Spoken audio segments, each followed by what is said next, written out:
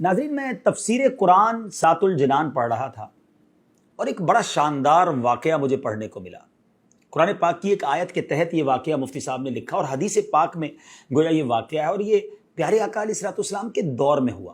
ماجرا یہ تھا کہ ایک شخص جس کا نام تھا ثعلبہ پیارے آقا علیہ الصلوۃ والسلام کے پاس آیا اور کہتا، حضور میرے مال میں برکت کی دعا کر دیں۔ میں اس واقعے کا خلاصہ پیش کر رہا ہوں۔ تو پیارے آقا علیہ الصلوۃ والسلام نے فرمایا، اے ثعلبہ، وہ اچھا ہے مال جس پر تم اللہ کا شکر ادا کر سکو، چاہے وہ تھوڑا ہو، اس زیادہ مال سے بہتر ہے جس کا تم شکر ہی ادا نہ کر سکو۔ کچھ دنوں کے بعد ثعلبہ پھر آیا، کہتا، حضور میرے مال میں برکت کی دعا کر دیں۔ پیارے آقا علیہ الصلوۃ والسلام نے دعا کر دی۔ اب نبی پاک دعا کریں تو قبول تو ہونی تھی۔ اس کی بکریاں ملٹی پلائی ہونے لگ گئیں۔ اب اتنی بکریاں ہو گئی کہ مدینہ منورہ میں جگہ ہی نہ بچی جہاں وہ اپنی بکریاں رکھ سکتا۔ وہ اپنی بکریوں کو لے کر شہر سے باہر جنگل میں چلا گیا۔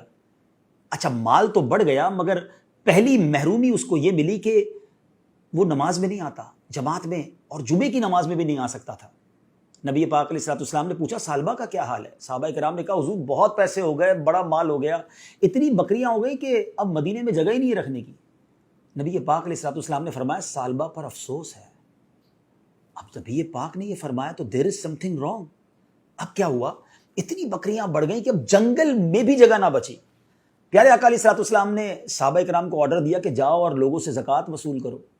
صحابہ کرام زکوٰۃ لیتے لیتے ثعلبہ کے پاس پہنچے اور کہا کہ تم نے بھی زکوٰۃ دینی ہے۔ جب اس نے کیلکولیٹ کیا تو زکوٰۃ میں تو بہت ساری بکریاں دینی پڑ جاتی۔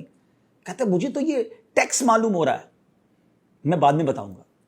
صحابہ کرام جب ریٹرن بیک ہوئے نبی پاک علیہ الصلوۃ والسلام کی بارگاہ میں، اس سے پہلے کہ وہ بتاتے کہ ثعلبہ نے کیا کہا، نبی پاک نے 2 ٹائمز، جی ہاں 2 بار فرمایا، ثعلبہ پر افسوس ہے۔ اب ثعلبہ کو پتہ چلا کہ نبی پاک علیہ الصلوۃ والسلام ناراض ہو گئے۔ وہ آیا پیارے آقا کی بارگاہ میں، کہا، حضور معاف کر دیں، یہ زکوٰۃ لے لیں۔ مگر اس کے آنے سے پہلے قرآن پاک کی ایک آیت نازل ہو چکی تھی، اور ان میں کچھ وہ ہیں جنہوں نے اللہ سے عہد کیا ہوا ہے کہ اگر اللہ ہمیں اپنے فضل سے دے گا تو ہم ضرور صدقہ دیں گے اور ہم ضرور صالحین میں سے ہو جائیں گے۔ پھر جب اللہ نے انہیں اپنے فضل سے عطا فرمایا تو اس میں بخل کرنے لگے اور منہ پھیر کر پلٹ گئے، وعدہ خلافی کی اللہ سے۔ پیارے آقا علیہ الصلوۃ والسلام نے اس کی زکوٰۃ، اس کا مال قبول نہیں کیا، اسے ریٹرن کر دیا۔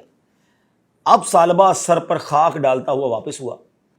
پیارے آقا علیہ الصلوۃ والسلام ظاہری طور پر پردہ فرما گئے دنیا سے۔ حضرت ابوبکر صدیق کا دور آیا، ثعلبہ پھر آیا، کہتا، حضور میری زکوٰۃ لے لیں۔ حضرت ابوبکر صدیق نے کہا، جب نبی پاک نے نہیں لی تو میں کیوں لوں؟ اس کو واپس کر دیا۔ وہ حضرت عمر فاروق کے دور میں آیا، حضرت عمر فاروق نے بھی لوٹا دیا۔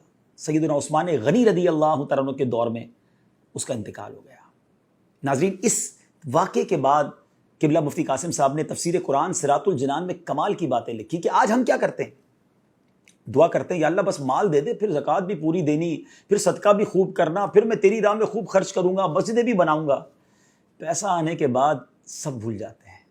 یا اللہ اس مشکل سے نکال دے، بس پھر میں نے نمازیں ہی پڑھنی ہے، نفل ہی پڑھنے ہیں، میں نے صدقہ خیرات ہی کرنی ہے، بس یہ بیماری دور ہو جائے، یہ قرضہ اتر جائے۔ کتنے وعدے کیے زندگی میں، جب وہ کام ہو گئے تو سب بھول گئے۔ غور کیجئے، کہیں ہم یہ والا کام تو نہیں کر رہے جو ثعلبہ نے کیا تھا؟ اور پھر ایسی لعنت ہوتی ہے کہ پھر اس کی زکوٰۃ بھی قبول نہ کی گئی۔ علماء نے اس پر بھی ڈیبیٹ کی ہے کہ کیوں ثعلبہ کی توبہ قبول نہیں ہوئی، ثعلبہ کی زکوٰۃ قبول نہیں کی جاتی تھی۔ تو بتایا گیا کہ ثعلبہ جب بھی پیسے دینے آتا تھا نا، اس ڈر سے آتا تھا کہ لوگ برا بھلا کہہ رہے ہیں مجھے، اتنا برا ہوں میں کہ میری زکوٰۃ ہی قبول نہیں ہو رہی ہے۔ وہ لوگوں کی شرم میں عبادت کرتا تھا، اللہ کے لیے نہیں۔